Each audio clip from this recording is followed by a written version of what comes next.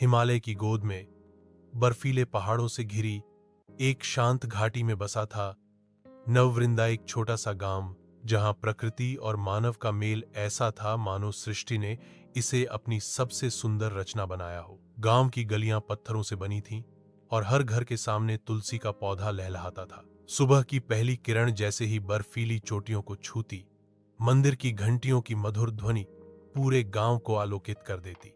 लोग सरल थे, उनके जीवन में सुख कम था, पर संतोष अपार।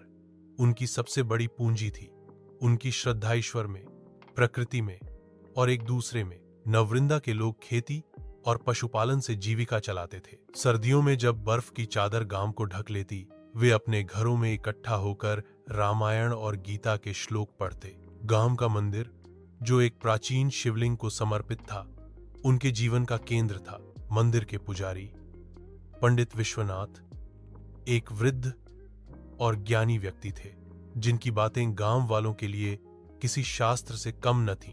परंतु नववृंदा की इस शांति को एक ऐसी घटना ने झकझोर दिया जिसने न केवल गांव की बल्कि पूरे क्षेत्र की नियति बदल दी। एक ठंडी सर्द सुबह, जब हवा में बर्फ की ठंडक और कोहरे की नमी घुली थी, गांव के बाहर एक प्राचीन शिला के पास कुछ चरवाहे अपनी गाय बकरियां चरा रहे थे। सूरज अभी पूरी तरह निकला नहीं था और कोहरा इतना घना था कि सामने का दृश्य धुंधला सा दिखता था। तभी कोहरे के बीच से एक आकृति प्रकट हुई। यह एक वृद्ध साधु थे। उनके सिर पर लंबी जटाएं थीं जो हवा में हल्के से लहरा रही थीं। उनके शरीर पर भस्म के चमकीले निशान थे और उनकी आंखों में ऐसी गहराई थी मानो सारा ब्रह्मांड उनमें समाया हो। चरवाहों में से एक, छोटू, डर के मारे पीछे हट गया। यह कौन है, कहां से आया? उसने कांपते स्वर में पूछा। बाकी चरवाहे भी सहम गए। साधु ने उनकी ओर देखा और मधुर गंभीर स्वर में बोले, डरो मत बच्चों, मैं सतयुग से आया हूं, इस युग को चेताने। यह सुनकर चरवाहों के होश उड़ गए। सतयुग? वह युग जो हजारों साल पहले था, जब देवता धरती पर विचरते थे। यह कैसे संभव था? छोटू ने हिम्मत जुटाकर पूछा। महाराज, आप सचमुच सतयुग से आए हैं, पर आप यहां क्यों? साधु ने मुस्कुराते हुए कहा, जब मानवता अपने मार्ग से भटकती है, तब सत्य को वापस लाने की आवश्यकता पड़ती है। मैं केवल एक दूत हूं। चरवाहों ने तुरंत गांव की ओर दौड़ लगाई और यह खबर मुखिया दामोदर पांडे तक पहुंचाई। दामोदर पांडे एक सम्मानित और बुद्धिमान व्यक्ति थे। उनकी उम्र 60 के पार थी, पर उनकी आंखों में युवा जैसी चमक थी। वे गांव के हर सुख दुख में साथ रहते थे। जब उन्हें साधु के आगमन की खबर मिली, वे तुरंत कुछ विश्वस्त लोगों को साथ लेकर उस प्राचीन शिला की ओर बढ़े। वहां पहुंचकर उन्होंने साधु को देखा। साधु एक विशाल वटवृक्ष के नीचे बैठे थे। उनकी मुद्रा इतनी शांत थी कि ऐसा लगता था मानो वे प्रकृति का हिस्सा हों। दामोदर ने साष्टांग प्रणाम किया और विनम्र स्वर में पूछा, प्रभु, आप कौन हैं और सतयुग से आने का क्या अर्थ है? साधु ने गहरी सांस ली और कहा, मैं अवधूत हूं। काल मेरे लिए कोई बंधन नहीं। मैं वहां से आया हूं जहां समय रुकता नहीं, बल्कि बहता है। जब मानवता सत्य से दूर चली जाती है, तब ब्रह्म मुझे भेजता है। यह सुनकर दामोदर और उनके साथ आए लोग स्तब्ध रह गए। गांव में खबर आग की तरह फैल गई। सतयुग से आया साधु। लोग झुंड बनाकर साधु के दर्शन के लिए आने लगे, कुछ श्रद्धा से, कुछ जिज्ञासा से और कुछ संदेह से। साधु ने गांव के पास एक पुराना तालाब दिखाया जो वर्षों से सूखा पड़ा था। उसकी मिट्टी फटी हुई थी और आसपास की जमीन बंजर। साधु ने अपने कमंडल से एक बूंद जल निकाला और उसे तालाब में डाला। फिर उन्होंने कहा, इस भूमि में अभी भी पुण्य बचा है, इसे देखो।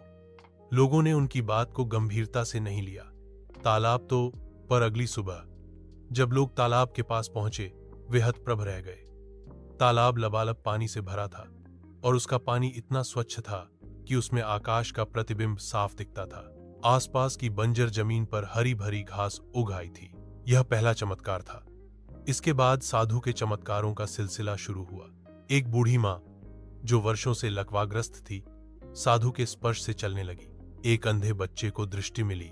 गांव के पशु जो बीमारी से कमजोर हो गए थे स्वस्थ हो गए।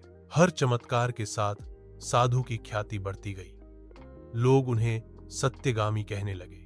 साधु केवल बाहरी चमत्कारों तक सीमित नहीं थे, उन्होंने गांव वालों को उनके भीतर की यात्रा शुरू करने की प्रेरणा दी। हर शाम गांव की चौपाल में वे प्रवचन देते। उनकी वाणी में जादू था, वह सीधे हृदय में उतरती थी। एक शाम उन्होंने कहा, सत्युग कोई काल नहीं, एक चेतना है। जब तुम सत्य में, करुणा में और ध्यान में डूबे हो, तुम सत्युग में हो। इस युग में लोग बाहर की तलाश करते हैं, धन, सुख, शक्ति, पर सच्चा सुख भीतर है। लोग घंटों उनकी बातें सुनते। उनकी वाणी में एक ऐसी शक्ति थी कि लोग अपने अंदर झांकने को मजबूर हो जाते। एक युवा, राघव, जो अपनी तेजस्विता के लिए जाना जाता था, पर उद्दंड और क्रोधी स्वभाव का था, साधु की बातों से विशेष रूप से प्रभावित हुआ। राघव गांव का सबसे होनहार युवा था। वह बलशाली था, बुद्धिमान था, पर उसका क्रोध उसकी सबसे बड़ी कमजोरी थी। छोटी छोटी बातों पर वह आपा खो देता था। एक दिन साधु ने उसे अपने पास बुलाया। राघव, साधु ने शांत स्वर में कहा, क्या तुम अपने भीतर का युग बदल सकते हो? राघव ने हंसते हुए जवाब दिया, महाराज, मैं तो खुद को नहीं बदल सकता, युग तो बहुत दूर की बात है। साधु ने मुस्कुराकर कहा, तो मैं तुम्हें सिखाता हूं। उन्होंने राघव को त्रिकाल दृष्टि नामक एक विशेष ध्यान विधि सिखाई। इस विधि में व्यक्ति अपने भूत, वर्तमान और भविष्य को एक साथ देख सकता था। यह आसान नहीं था। राघव को दिन रात अभ्यास करना पड़ा। कई बार वह हताश हो जाता, पर साधु की प्रेरणा उसे आगे बढ़ाती रही। कुछ महीनों बाद राघव बदल गया। उसने अपने क्रोध, हिंसा और भ्रम को स्पष्ट रूप से देखा और उन्हें नियंत्रित करना सीख लिया। वह गांव का सबसे संयमी और प्रिय व्यक्ति बन गया। अब वह दूसरों को ध्यान सिखाने लगा। लोग कहने लगे, यह साधु समय को मोड़ देता है। जहां प्रकाश होता है वहां छाया भी पड़ती है। गांव में एक तांत्रिक, भोलानाथ शर्मा, रहता था। वह काले जादू और तंत्र मंत्र के नाम पर लोगों से धन ऐंठता था। साधु के आगमन से उसका धंधा चौपट हो गया। लोग अब भोलानाथ के पास नहीं, साधु के पास जाते थे। ईर्ष्या से जलता भोलानाथ ने साधु के खिलाफ अफवाहें फैलानी शुरू की। यह साधु मायावी है, वह गांव वालों से कहता, यह तुम्हें सम्मोहित कर रहा है, इसका कोई सतयुग नहीं, यह बस एक ठग है। कुछ लोग जो पहले ही साधु के चमत्कारों से भयभीत थे, भोलानाथ की बातों में आ गए। गांव में संदेह की लहर दौड़ने लगी। एक दिन भोलानाथ ने साधु को सार्वजनिक रूप से चुनौती दी। उसने गांव के बीच एक बड़ा अग्निकुंड बनवाया और कहा, अगर तुम सत्य से आए हो तो इस अग्नि से बिना जले निकल कर दिखाओ। गांव वाले सन्न रह गए। यह एक खतरनाक चुनौती थी। सभी की निगाहें साधु पर टिकी थीं। साधु शांत भाव से उठे और बोले, सत्य को कभी परीक्षा नहीं देनी पड़ती, पर अंधे विश्वास को प्रकाश दिखाने के लिए कभी कभी जलना पड़ता है। वे अग्निकुंड की ओर बढ़े। जैसे ही उन्होंने उसमें प्रवेश किया, आग की लपटें शांत हो गईं। साधु कमलासन में बैठ गए और उनके चारों ओर एक सुगंधित धुंध फैलने लगी। अग्नि पूरी तरह बुझ गई। लोग चीख पड़े, जय सत्यगामी, जय अवधूत। भोलानाथ की हार हुई। वह चुपके से गांव छोड़कर भाग गया। एक शाम साधु ने पूरे गांव को चौपाल पर बुलाया। उनका स्वर गंभीर था। यह युग अंधकार की ओर जा रहा है, उन्होंने कहा। मनुष्य तकनीक में तो आगे बढ़ रहा है, पर आत्मा में पीछे हट रहा है। अगले 100 वर्षों में पृथ्वी पर कई प्रलय होंगे, बाढ़, भूकंप, युद्ध, पर इन्हें टाला जा सकता है यदि तुम अभी चेत जाओ। उन्होंने गांव के कुछ बच्चों को विशेष मंत्र और ध्यान विधियां सिखाईं। जब मेरी स्मृति धुंधली हो जाए, उन्होंने कहा, ये बच्चे दीपक बनकर दुनिया को रास्ता दिखाएंगे। एक पूर्णिमा की रात साधु वटवृक्ष के नीचे ध्यानमग्न हो गए। उनकी देह से एक अलौकिक प्रकाश निकल रहा था। गांव वाले दूर से उन्हें देखते रहे। किसी की हिम्मत नहीं हुई पास जाने की। अगली सुबह जब लोग वहां पहुंचे, साधु गायब थे। उनकी जगह केवल भस्म से बना एक त्रिशूल पड़ा था, जिस पर लिखा था, जो युग को बदल दे, वही साधु होता है। कोई नहीं जान पाया कि वे कहां गए। कुछ कहते वे सतयुग लौट गए, कुछ कहते वे अब भी हिमालय में कहीं ध्यानमग्न है। वर्षों बीत गए।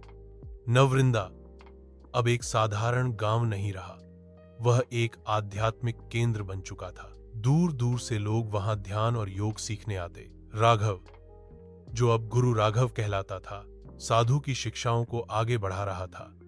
गांव के बच्चे योग, ध्यान और संस्कारों में पले बढ़े। मंदिर के एक कक्ष में वह भस्म का त्रिशूल आज भी रखा है। लोग उसे श्रद्धा से देखते हैं और साधु की कथा को याद करते हैं। नववृंदा अब केवल एक गांव नहीं, बल्कि सत्य और करुणा का प्रतीक बन चुका था।